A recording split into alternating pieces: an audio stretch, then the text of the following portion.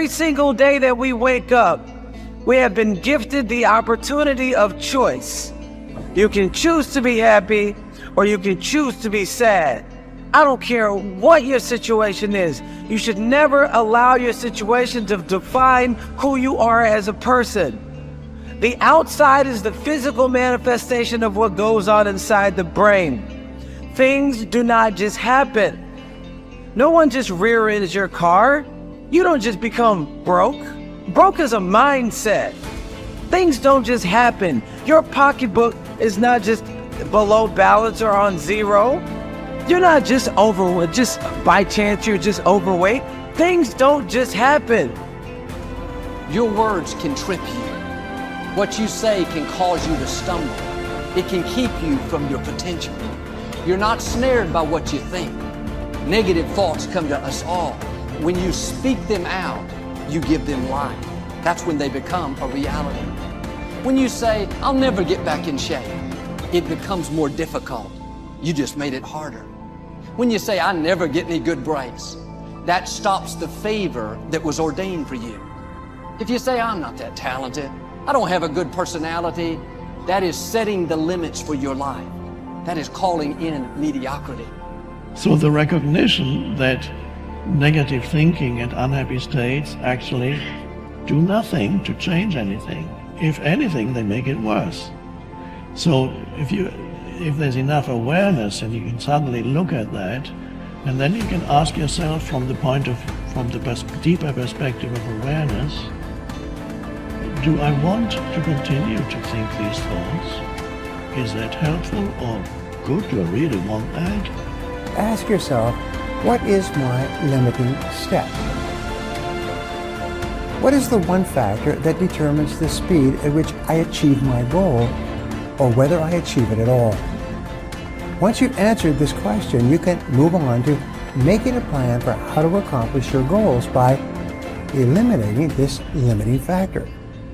Your ability to identify your limiting step is one of the best demonstrations of your intelligence, and your capacity to eliminate this limiting step is one of the best demonstrations of your overall competence in achieving anything you want.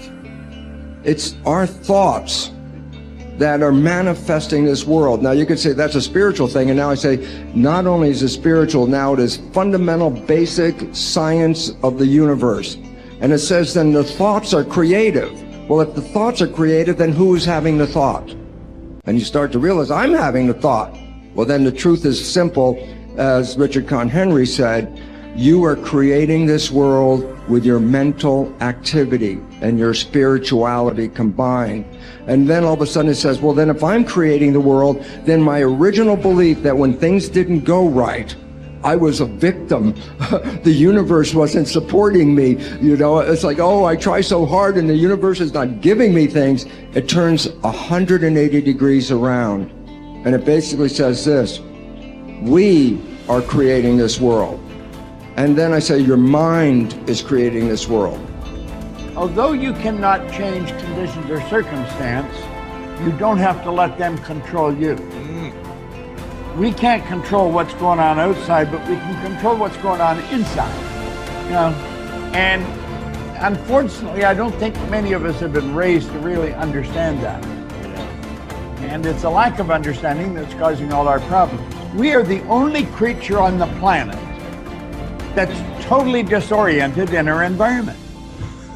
All the little squirrels, the birds, all the animals are completely at home in their environment. They blend in.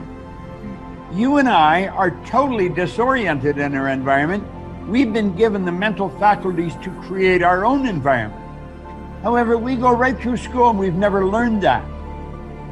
We have higher faculties, and the average person has no knowledge of how to operate with them, how to develop them. We have perception, the will, reason, imagination, memory, and intuition. Now, those mental faculties, they're not just words, they're actually mental faculties that we can use to take control over our world and to create the environment that we want. But unfortunately, we grow up, we don't know that. We've been raised to live through by what we see, hear, smell, taste, and touch, our physical senses. And we've been raised to be controlled by what's going on outside. As little kids, will you listen to what I'm telling you? Will you look at this? And so it's all outside. We get our report card, and that tells us what kind of student we are. But it really tells us where our mind was at for a few minutes 3 weeks ago. Got nothing to do with who we are. So I think we're raised in ignorance, actually. There's a very small percentage of the population that have a reasonably clear understanding of who they are and what they're capable of doing. But the ones that do are in the minority. People think that the purpose of memory is to remember the past. And that's not the purpose of memory. The purpose of memory is to extract out from the past lessons to structure the future. And that's the purpose of personal memory.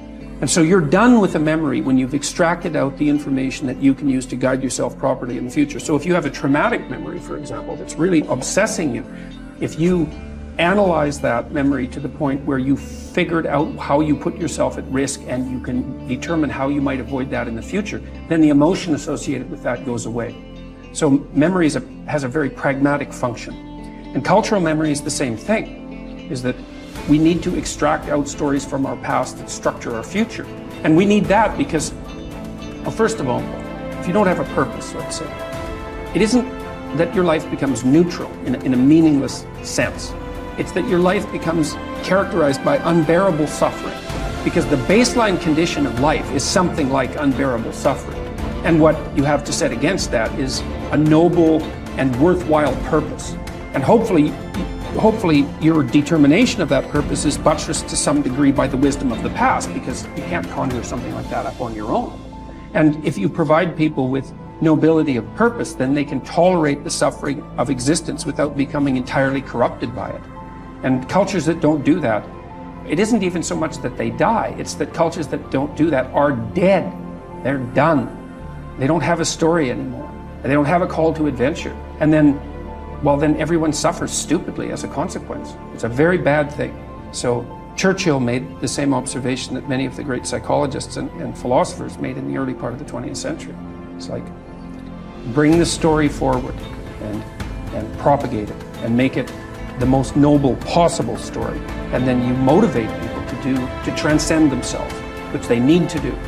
So yes, he's exactly right in his diagnosis. In order for us to become abundant, we have to overcome the old personality.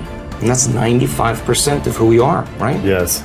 So then, the side effect of the beginning of this process is a lot of discomfort. It is a lot of discomfort because you're stepping outside the known into the unknown, and now you can't predict. It's scary. No, It's you'd fearful. rather hold on to your lack. The pain, the and suffering. Rather tell the story of that. At least it makes you feel something that's familiar. Mm-hmm. When you step outside and you're saying, I'm not going to complain about money any longer. I'm not going to complain about I don't have any. I'm not going to judge other people who do. I'm not going to say I can. I'm not worthy. It's never going to work. All those things got to go. I'm not going to feel lack. I'm not going to feel unworthy. I'm not going to feel separation. I'm not going to feel resentment. These are the things that are keeping my reality the same. Now it's no longer about abundance, about who you become. Mm-hmm. The most successful people are long-term thinkers. They look into the future as far as they can to determine the kind of people they want to become and the goals they want to achieve. They then come back to the present and determine the things that they will have to do or not do to achieve their desired futures. This practice of long-term thinking applies to work, career, marriage, relationships, money, and personal conduct. Successful people make sure that everything they do in the short term is consistent with where they want to end up in the long term. They practice self-discipline at all times. You see this willingness to sacrifice in people who spend many hours and even years preparing, studying, and upgrading their skills to make themselves more valuable, so that they can have a better life in the future, rather than spending most of their time socializing and having fun in the present.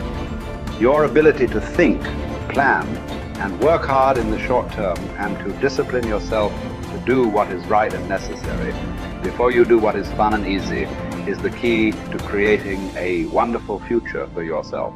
Your ability to think long term is a developed skill. As you get better at it, you become more able to predict with increasing accuracy.